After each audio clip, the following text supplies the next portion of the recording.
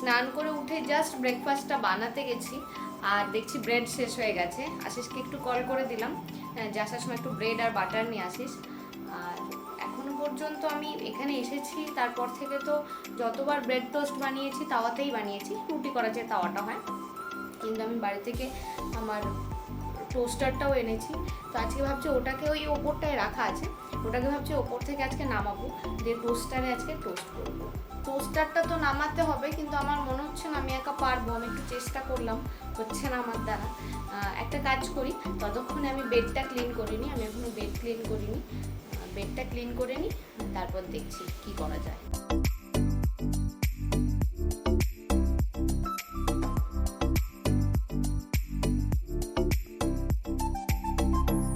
টোস্টারটা আমি ওপর থেকে পেরে তো ফেলেছি, কিন্তু অনেক দিন ধরে ওপরে ছিল তো প্রচণ্ড ধুলো পড়ে গেছে।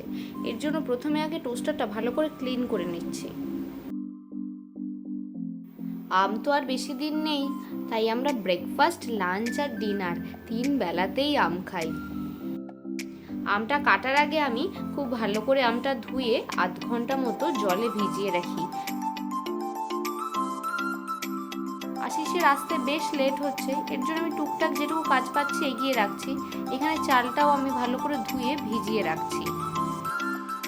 আর এখানে আমি বসে পড়েছি জামার বোতাম লাগাতে। আশিসের একটা টি শার্ট আছে, ওটার বোতামটা খুলে গেছে, সেটাই এখানে ফিক্স করে দিচ্ছি।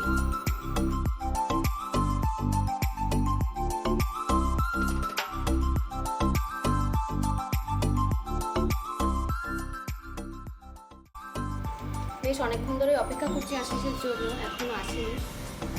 এখানে দাঁড়িয়ে থাকতে থাকতে কিছুক্ষণ আমার নেইবারের সাথেও কথা বলে নিলাম। আর একটু সবজিও আনতে দিয়েছি ওকে, না হলে আমি লাঞ্চ বানানোর কাজটা স্টার্টই করে দিতাম।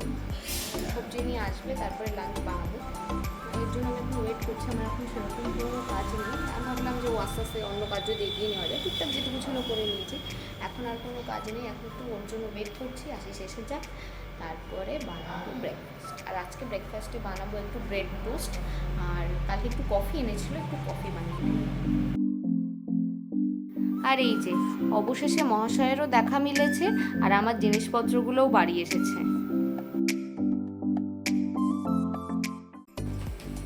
বাজার নিয়ে আসিস চলে এসেছে। এখন তাড়াতাড়ি করে আগে ব্রেকফাস্টটা বানিয়ে নিই, অনেকটা লেট হয়ে গেছে আজকে। আর আজকে আমাদের ব্রেকফাস্ট হচ্ছে সিম্পল ব্রেড টোস্ট। এর আগের একটা ভিডিওতে তো আমি বলেছিলাম যে এখানে সমস্ত ডেয়ারি প্রোডাক্ট সুধার পাওয়া যায়, কিন্তু আশিসকে আজকে যখন বাটার আনতে বলেছিলাম, ও দেখি আমুলের এই ছোট কিউব বাটারগুলো পেয়েছে। অনেক দিন পর আমুলের এই বাটারটা দেখে মনটা সত্যিই ভালো হয়ে গেল। বাটার তো সুধারও ছিল বড় সাইজটা, কিন্তু যেহেতু আমুলের বাটার পেয়েছে এই জন্য ছোটো ছোটোই বেশ কতগুলো নিয়ে চলে এসেছে। আমুলের বড় সাইজটা ছিল না। 2 পিস হতে থাক, তার সাথে সাথে আমি আরও 2টো ব্রেডে তাড়াতাড়ি করে একটু বাটার লাগিয়ে নিচ্ছি, দিয়ে একবারে টোস্টারে দিয়ে দেবো, তাহলে একবারে 4টে রেডি হয়ে যাবে।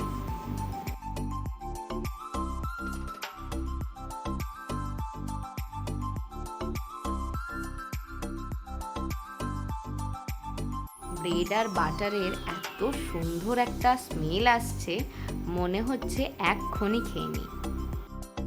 ব্রেডগুলো আমার ভালো করে টোস্ট হয়ে গেছে, দিয়ে দিচ্ছি অল্প করে একটু চিনি। জানি চিনিটা একটু আনহেলদি, কিন্তু অল্প করেই দিয়েছি, খেতে খুব ভালো লাগে।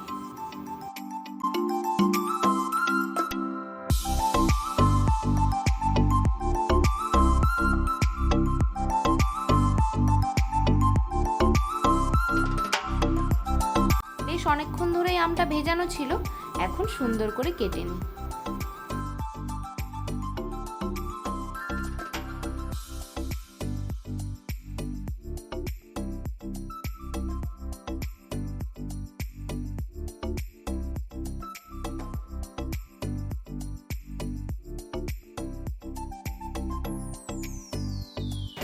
আশিসের ব্রেকফাস্ট এখানে রেডি হয়ে গেছে, ওটা দিয়ে দিই, তারপরে আমিও নাও।